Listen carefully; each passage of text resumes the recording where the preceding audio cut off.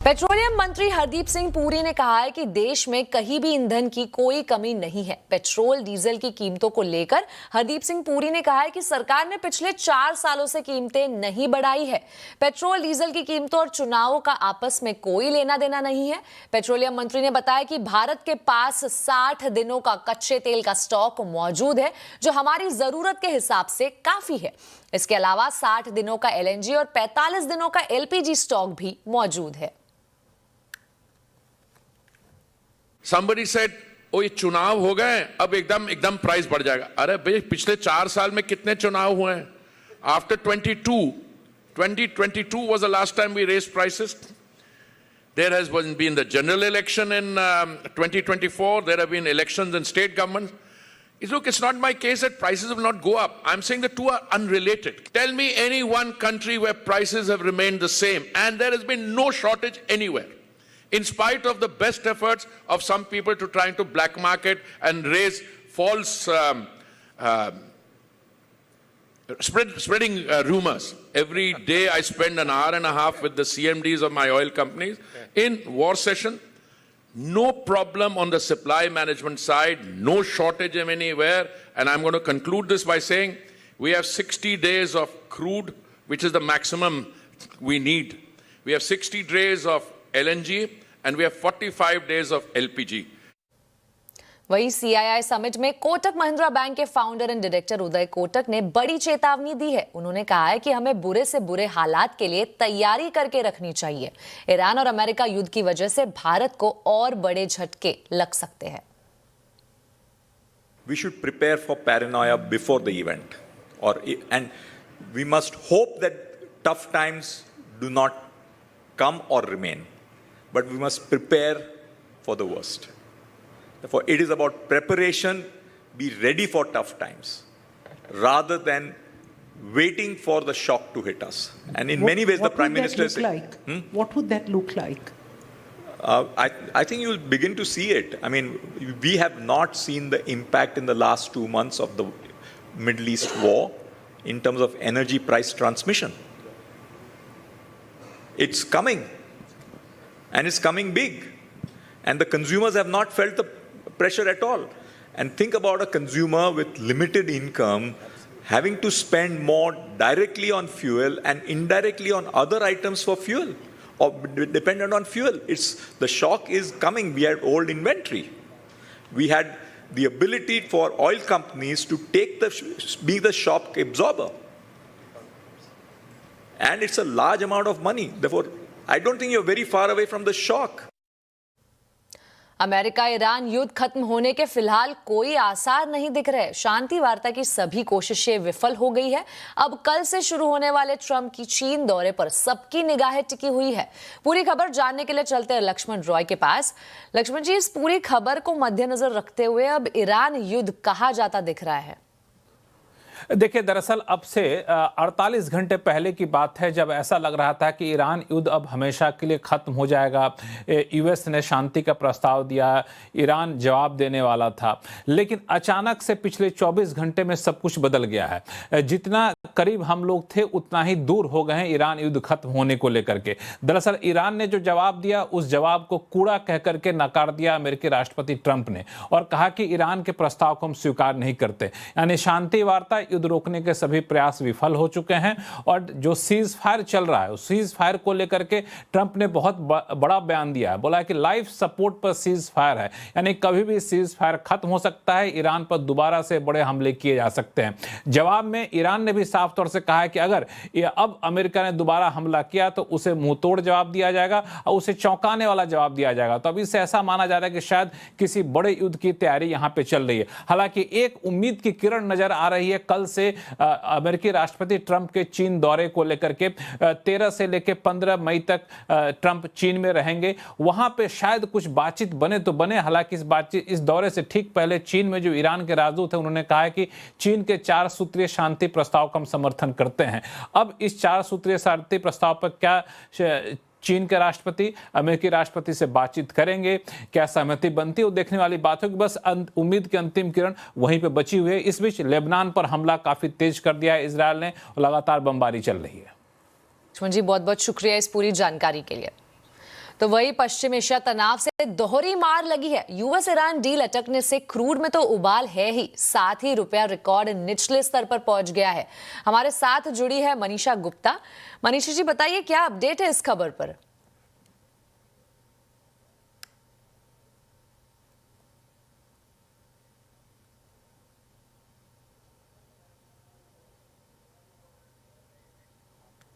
चलिए मनीषा जी से हम बाद में फिर एक बार जुड़ने की कोशिश करेंगे, लेकिन एक नजर अभी मार्केट के हाल पर डालते हैं। निफ्टी वीकली एक्सपायरी वाले दिन बाजार में जोरदार बिकवाली देखने को मिली है।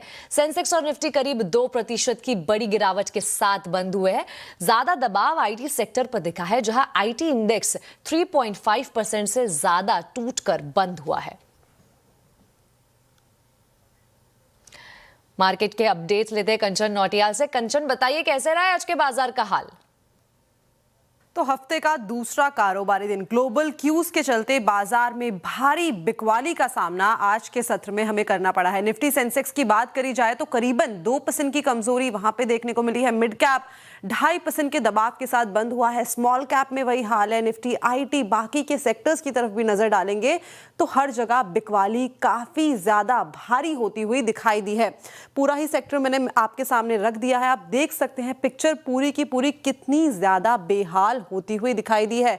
मार्केट में काफी ज्यादा वॉलेटिलिटी थी। देखिए निफ्टी कैपिटल मार्केट में करीबन 2.5% की कमजोरी देखने को मिली है। PSU bank, IT, auto, capital good, oil and gas, हर जगह जो प्रेशर है वो और भी ज्यादा बढ़ता जा रहा है। क्रूड के जो प्राइस है वो 106, 107 तक हमें जाते हुए दिखाई दिए हैं। रुपया लगातार कमजोर होता जा रहा है। आईटी में अगर हम देखें तो एआई का जो डर है वो और भी ज्यादा बढ़ता हुआ दिखाई दिया है। स्टॉक स्पेसिफिक बात करें तो ओएनजीसी, बिकॉज जो खबर आई है उसके बाद तेजी, हिंडाल्को और एसबीआई में हल्का फुल्का एक मोमेंटम देखने को मिला है। लूजिंग साइड में अगर हम बात करें तो Shriram Finance, Adani Port, Tech Mahindra और एचसीएल टेक में काफी ज्यादा प्रेशर रहा है। इसके अलावा आईटी में जो ओपन एआई की तरफ से नया अनाउंसमेंट आया है उसके बाद ये भारी बिकवाली आज के सत्र में हमने देखी है। और इसके अलावा ओएमसीज आज फोकस में रही है। जो सरकार की तरफ से नई अनाउंसमेंट आई है उसके चलते ये पूरा का पूरा जो मोमेंटम है, लेकिन ओवरऑल बाजार में आज काफी ज्यादा गिरावट देखने को मिली है। पश्चिम एशिया तनाव से दोहरी मार लगी है। यूएस ईरान डील अटकने से क्रूड में तो उबाल है ही, साथ ही रुपया रिकॉर्ड निचले स्तर पर पहुंच गया है। हमारे साथ जुड़ी है मनीषा जी। मनीषा जी, आगे का आउटलुक कैसा दिख रहा है, बताइए। जिस तरह का फिलहाल अंतर्राष्ट्रीय बाजार है, काफी अनसर्टनिटी यहाँ पर मार्केट्स में है। कच्चे तेल से ही अगर शुरुआत करें तो यूएस और ईरान की ट्रेड या पीस डील यहाँ पर अब आगे नहीं बढ़ रही है, तो क्लियरली उसका एक असर हमने यहाँ पर कच्चे तेल में आता हुआ देखा। $160 प्रति बैरल के ऊपर के फिलहाल यहाँ पर कारोबार है। इस साल की ही अगर बात की जाए तो करीबन 85% के गेंस हमने कच्चे तेल में बनते हुए देखे हैं। अब यहाँ पर बाजार यूएस और चीन की मीटिंग है जो वेडनेसडे और फ्राइडे के बीच में, उसके ऊपर नजर रखे हुए है। वहां पर भी ताइवान, ट्रेड डील और साथ ही साथ ईरान, ये तीनों चर्चाएं यहां पर होने वाली हैं। लेकिन मार्केट्स को लगता है कि जब तक स्ट्रेट ऑफ हॉर्मुज बंद है और तेजी कच्चे तेल के प्राइसेस में यहां पर रूल्ड आउट नहीं है। काफी हद तक बाजार 98 नीचे में और ऊपर में 110 इस रेंज के साथ कारोबार कर रहा है। बाकी के मई के महीने के लिए भी जो तेजी हमने कच्चे तेल में आते हुए देखी है उसका सीधा असर यहां पर एशियन करेंसीज पे पड़ा है। रुपए में दूसरे दिन लगातार रिकॉर्ड लोज हमने बनते हुए देखे हैं। 95.74 का इंट्राडे लो हमने यहां पर रुपए में आता हुआ देखा। जिस तरह से यहां पर बैंकर्स बात करते हैं, उनका कहना है कि अगर कच्चा तेल हाई रहा तो इसका इंपैक्ट करंट अकाउंट डेफिसिट पे आएगा। इसका मतलब है हम यहां पर रुपए में और प्रेशर बनता हुआ देखेंगे। इंटरेस्ट रेट्स में भी शायद न्यूट्रल तो बढ़ने की यहां पर तो एक रेट साइकिल भी यहां पर चेंज होती हुई नजर आई है। आरबीआई ने यहां पर शायद सटली इंटरवीन जरूर किया और उसी वजह से शायद हमने रुपए को लोज से थोड़ा सा उठता हुआ देखा। लेकिन ज्यादातर बैंकर्स का अभी भी यही मानना है कि 96.5, 97 तक भी यहां पर रुपया नियर टर्म में जा सकता है अगर स्थिति ज्यों की त्यों बनी रहती है तो। बिल्कुल मनीषा जी, बहुत बहुत शुक्रिया इस पूरी जानकारी के लिए। चलिए बढ़ते हैं अगली खबर की ओर। देश में नीट छात्रों के साथ एक बार फिर से धोखा हुआ है। एनटीए ने पेपर लीक के आरोप के बाद नीट परीक्षा 2026 को रद्द कर दिया है। अभी नई तारीख का ऐलान नहीं हुआ है। आपको बता दें, मामले की जांच सीबीआई करेगी। देश भर में 3 मई को करीब 23 लाख छात्र नीट परीक्षा में शामिल हुए थे, लेकिन कुछ ही दिन बाद नीट पेपर लीक की बात मीडिया में आ गई। धांधली का खुलासा सबसे पहले राजस्थान में हुआ। राजस्थान पुलिस के स्पेशल ऑपरेशन ग्रुप ने कई आरोपियों को हिरासत में भी लिया है। इस पर ज्यादा अपडेट के लिए हमारे साथ जुड़ी है संवाददाता दीपाली नंदा। दीपाली, बताइए आखिर क्यों रद्द करनी पड़ी है नीट की परीक्षा और इस मामले में फिलहाल लेटेस्ट अपडेट क्या है? देखिए, ऐसा पहली बार नहीं हुआ है जब देश की सबसे बड़ी मेडिकल परीक्षा जो कि नीट की परीक्षा कही जाती है उसे रद्द कर दिया गया है। पेपर लीक के आरोप लगे और सबसे पहले जिस तरह से आपने भी दर्शकों को बताया कि राजस्थान में ये शिकायत सामने आई और जब एसओजी ने इसकी पूरी जांच की तो पाया गया कि नीट परीक्षा में जो एग्जामिनेशन आया है 720 नंबर का पेपर है और उसमें से 600 से ज्यादा वही क्वेश्चंस और आंसर्स मिले हैं एग्जामिनेशन में जिसका गेस्ट पेपर लीक किया गया था। उसके बाद एनटीए ने ये बड़ा कदम उठाया कि नीट की परीक्षा 2026 को पूरी तरह से रद्द कर दिया गया। अब री एग्जामिनेशन किया जाएगा, हालांकि अभी तारीख तय नहीं की गई है और यहां पर जो एनटीए की तरफ से जानकारी दी गई है वो ये कि किसी भी तरह से दोबारा रजिस्ट्रेशन कराने की जरूरत नहीं है और जो सेंटर्स पहले अलॉट किए गए थे वही सेंटर्स है जहां पर जाकर एस्पिरेंट्स अपना एग्जाम देंगे। जो एडमिशन कार्ड है, जो एडमिट कार्ड है, वो दोबारा से छात्रों को इशू जरूर किए जाएंगे। जिस क्लासरूम में इस वक्त मैं मौजूद हूं निकिता, यहाँ पर सालों से एस्पिरेंट्स जो बच्चे हैं, आप देखें कि मेरे साथ यहाँ पर छात्र हैं जो सालों से, महीनों से नीट एग्जाम की परीक्षा की तैयारी कर रहे थे और ये सभी छात्र 3 मई को परीक्षा में बैठे थे और ज्यादातर छात्रों से जब हम बात कर रहे थे उनका यही कहना था कि इजी टू मॉडरेट कैटेगरी में पूरा एग्जाम था और कोशिश पूरी थी कि इस बार वो सीट निकाल ले जाएंगे। लेकिन अब जिस तरह की खबर सामने आई उसके बाद इनकी पूरी जो मेहनत है उस पर एक तरह से पानी फिरता हुआ दिखाई दे रहा है। सीधा हम बच्चों से ही बात करेंगे। आपने एग्जाम दिया था 3 मई को? जी। और जब ये खबर सुनी कैसा लगा कि एक बार फिर से दोबारा से वही मेहनत करनी पड़ेगी, मानसिक तनाव कहीं ना कहीं झेलना पड़ेगा? एक साल में जो मैंने मेंटली प्रिपेयर किया था खुद को कि वो 3 घंटे मुझे बहुत ज़्यादा फोकस्ड रहना है, कुछ भी चीज़ और नहीं सोचनी है, वो चीज़ दोबारा से करना बहुत डिफिकल्ट है क्योंकि उसको बिल्ड करने में बहुत टाइम लगता है ना। उसको वापस से मतलब जो प्रिपरेशन मैंने की पूरे साल उसको वापस से 1 महीने में दोबारा से दोहराना अगेन एंड 3 मई से पहले तक हमारा जो डिसिप्लिन था वो 10 दिन में, तो ऑब्वियसली बिकॉज हम लोग 3 मई को जो पेपर देकर आए तो we were free of mind, but वापस से 10 दिन में हम लोग इतना ज़्यादा फ्री ऑफ माइंड हो गए एंड दोबारा से उस डिसिप्लिन को मेंटेन करना। बिल्कुल, जिस तरह से बच्चे बता रहे थे कि जब इन्होंने एग्जाम दिया इनको थोड़ा सा रिलैक्स हो गया, इन्होंने सोचा कि अब पेपर अच्छा गया है, अब काउंसलिंग की तैयारी करेंगे। कुछ और हमारे साथ एस्पिरेंट मौजूद है, आपने भी एग्जाम दिया था और अब ये कैंसिल हो चुका है और ऐसा पहली बार नहीं हुआ है, क्या कहेंगे?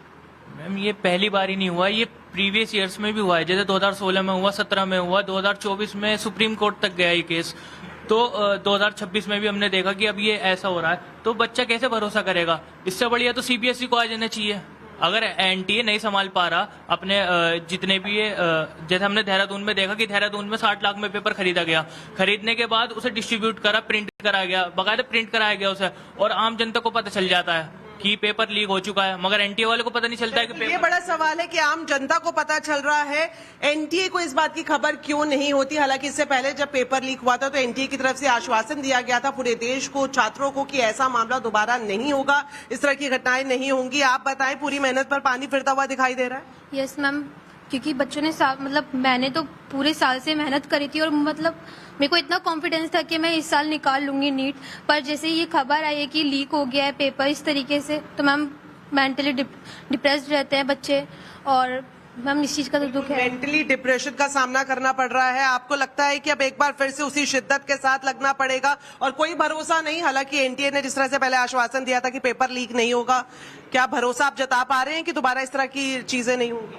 नहीं, अब तो ऐसा लग नहीं रहा है कि अब भरोसा करने लायक है, क्योंकि पहले जो है 600 नंबर का पेपर जो है वो हमारे पास, जो लीकर्स के पास था वो पहुंच चुका था और 600 नंबर एक बहुत अच्छा स्कोर होता है गवर्नमेंट मेडिकल कॉलेज के लिए, तो फिर हमारा फिर मेहनत करने का कोई फायदा ही नहीं रहा। जो 1 साल लगाया था वो पूरा बर्बाद हो चुका है। बिल्कुल, 1 साल जो मेहनत की थी उस पर पानी फिरता हुआ दिखाई दे रहा है। हालांकि आश्वासन एक बार फिर से दिया गया है, एनटीए का ये कहना था, जो स्टैंड एनटीए की तरफ से लिया गया कि जिस तरह से पेपर लीक या फिर गेस्ट पेपर वाला पूरा इंसिडेंट हुआ है उसके बाद से इस परीक्षा को जारी रखना पारदर्शिता नहीं कहलाया जाएगा, जिसके चलते एक कदम उठाया गया है। जी बिल्कुल दीपाली, साफ तौर पर बच्चे काफी नाराज नजर आ रहे हैं। बहुत बहुत शुक्रिया इस पूरी जानकारी के लिए।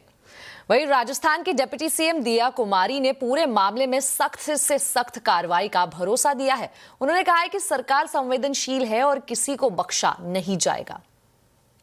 जांच कर रहे हैं और वो रद्द भी हो गई है, तो उस पर बिल्कुल ही कार्रवाई होगी सख्त से सख्त, जिन्होंने भी जो भी इसके पीछे हैं। और बिल्कुल हमारी सरकार बहुत संवेदनशील है, इसमें बिल्कुल भी किसी को भी बख्शा नहीं जाएगा। वहीं इस पूरे मामले पर संसद में नेता विपक्ष और कांग्रेस सांसद राहुल गांधी ने नीट पेपर लीक पर सरकार को घेरा है। उन्होंने इसे छात्रों के भविष्य की नीलामी बताया है। राहुल गांधी ने कहा है कि भ्रष्ट व्यवस्था ने छात्रों के सपने को कुचल दिया है। राहुल गांधी ने पीएम मोदी पर भी निशाना साधा और कहा कि उनकी कथित अमृतकाल छात्रों के लिए विषकाल बन गया है।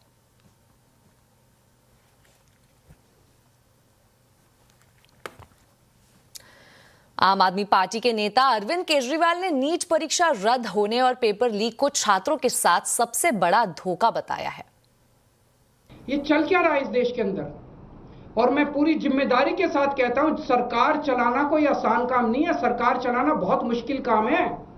जिन लोगों से एक पेपर ठीक से नहीं होते बिना लीक करवाए, वो सरकार क्या चलाएंगे? मिले हुए हैं ये लोग। It is a case of complete कल्यूजन। लाखों करोड़ों बच्चों के भविष्य के साथ खिलवाड़ किया जा रहा है। उन सब बच्चों के साथ मेरी संवेदनाएं हैं और मैं उन सब बच्चों को बोलना चाहता हूं कि सड़कों के ऊपर उतरना पड़ेगा। और आवाज अड्डा में भी हम आज इसी पर चर्चा कर रहे हैं। बच्चों के भविष्य से खिलवाड़ क्यों? जरूर जुड़िए शाम 7:57 पर। आज हमारे साथ एक शानदार पैनल होगा और हम छात्रों के हक की आवाज बुलंद करेंगे। ब्रांडेड कपड़ों से लेकर स्मार्टफोन तक सब कुछ नकली। लेकिन सेल 5 स्टार होटल में लगी हो या किसी बड़े मॉल में लगी हो तो लोग मान लेते हैं कि ब्रांड ने ही सेल लगाई होगी। कभी कहा जाता है कि एक्सपोर्ट सरप्लस है तो कभी स्टॉक क्लियरेंस, लेकिन सच्चाई यह है कि ज्यादातर माल नकली होता है। क्या है ये पूरा गोरख धंधा? आइए देखते हैं ये रिपोर्ट। पिछले हफ्ते दिल्ली के द ग्रैंड वसंत कुंज में सस्ते में टॉप ब्रांड्स देने का दावा करने वाली एक सेल लगी। 100 से ज्यादा ब्रांड्स पर डिस्काउंट। 5,000 रुपए का सामान सिर्फ 500 रुपए में और 20,000 का माल सिर्फ 2,000 में। एलन सोली से लेकर ज़ारा, एमके और ओमेगा तक औने पौने दाम पर मिलेंगे। लेकिन दिल्ली पुलिस की क्राइम ब्रांच ने इस सेल पर रेड मारी तो पता चला कि सारा सामान नकली है। सभी ब्रांड्स की कॉपियां असली बताकर बेची जा रही थी।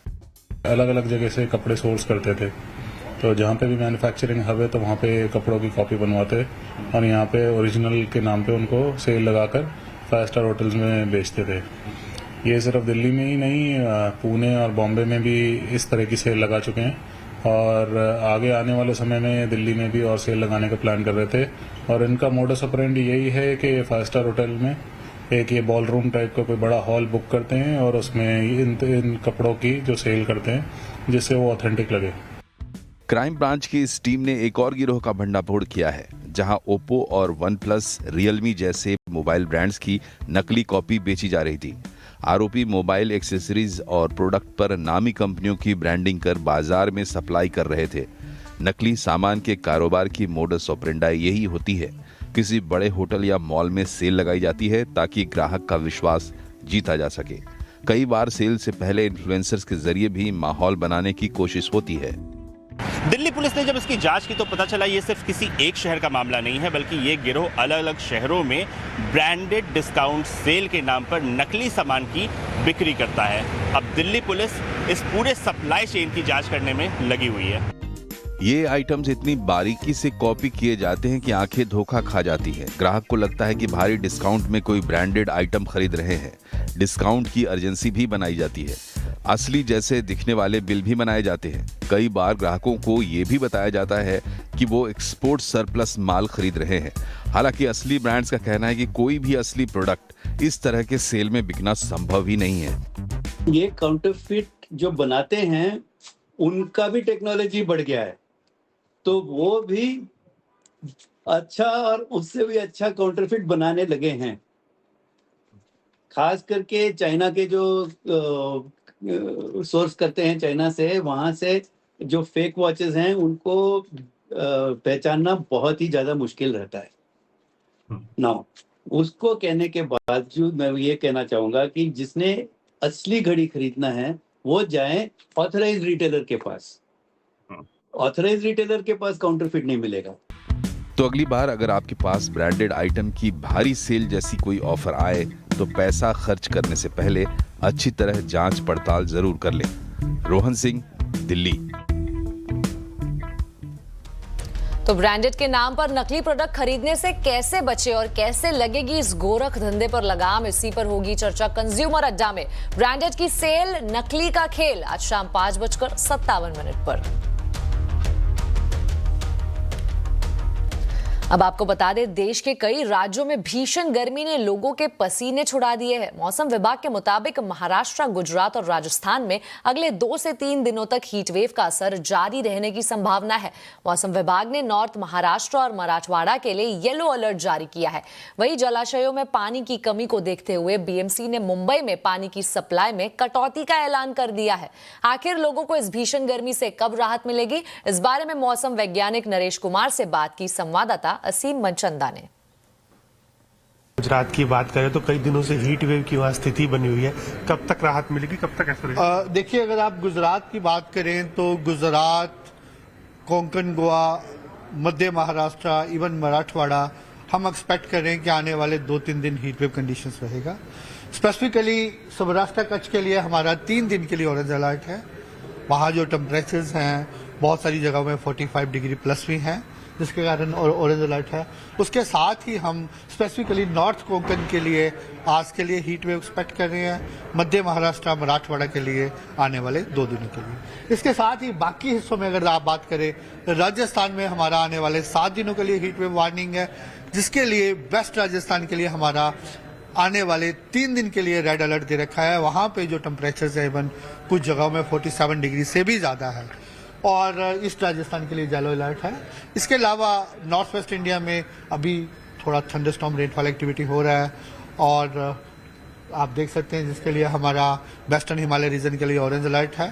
पंजाब, हरियाणा के लिए हमारा ऑरेंज अलर्ट है, और एनसीआर दिल्ली के लिए येलो अलर्ट है। अगर मैं ये बात करूं मुंबई की या बाकी महाराष्ट्र की, तो वहाँ पर अभी येलो अलर्ट ही है वहाँ पर? हाँ, वहाँ पे येलो अलर्ट ही है, और आज के लिए ही है, स्पेसिफिकली कोंकण, गोवा, मुंबई साइड के लिए। तो सर स्पेसिफिकली बात करें मॉनसून की, तो इस पर क्या स्थिति लग रही है, कब तक अंडमान आ जाए? देखिए, हमारा जो अभी हमने कल स्टेटमेंट इशू किया है कि जो साउथ वेस्ट मानसून है वो कुछ साउथ बे ऑफ बंगाल या Andaman Sea adjoining Andaman Nicobar Islands में towards end of this week तक कवर कर सकता है।